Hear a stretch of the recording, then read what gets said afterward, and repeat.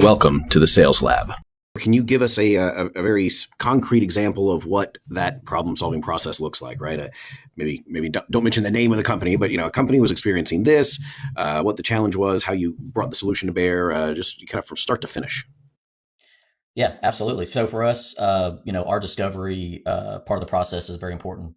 Um, you know, uh, with getting any current customer or prospect, discovery questions for us kind of lays out what the current situation is, maybe what the current product is, what the current vendor is, maybe what the current specs, sizes are of the product. And so, for us, it all starts with a lot of good discovery questions to be able to make sure that we understand the current state of the problem, and also what the solution is. Um, you know, we try to dig deep on pain. Pain is a big thing for us. What's the current pain? How does that affect operations or production? The cost associated with the problem, and we move into what are you willing to pay? What kind of solution? What's the cost around that solution? Um, is there a budget for it? So we move through that uh, the budget part of it pretty quickly, but discovery and really making sure we have a solution. One thing we've talked about lately is let's provide a solution, not options. Because if we supply options, that means we really don't know what the solution really is. So we don't want to put it on the customer and say, hey, here's 3 options for you to choose. Well, if you expect me to be the expert, shouldn't I give you the solution, not options? So that's one thing we're really big on is to know the solution. We have to know all these things leading up to the current state of the problem.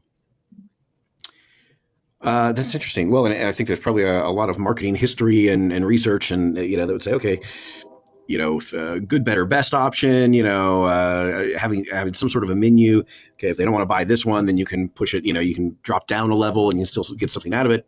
And I think there's wisdom in that, but I definitely see what you're saying, right? The minute you do that, it's like, hey, maybe we don't really know, or we know, but we're willing to sell you something that isn't going to actually be the right solution because we want to make money off of you. There's a little dark side to it, I Well, suppose.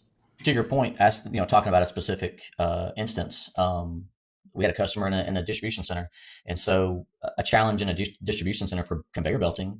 Let's take it could be an Amazon, it could be a Walmart, it could be any number of distribution centers these days.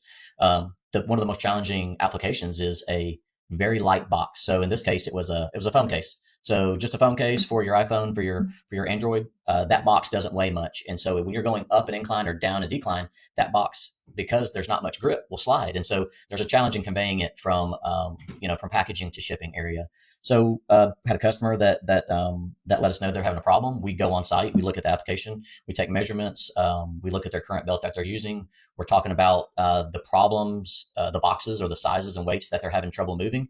And so we come back and we take all the information and we're coming up with a solution. And so had a newer salesperson that came back out to the customer and said, well, here I have, here's 3 options. This one we think will work best, and this one is another one, this another one. And the customer looked at us and said, why are you asking me to choose if you're the expert? And so to your point, I think some people do want options, but from that kind of spurred the idea that you're right. We are the people who should know the most about it. And sometimes we assume that our customers are extremely knowledgeable on everything that's in their facility, and they know how the system all works together, but the individual components they may not be technically savvy on. So they lean on people like us for a solution to a problem that they have. And so ever since that customer said that to us, it kind of hurt a little bit, stung. And you're right.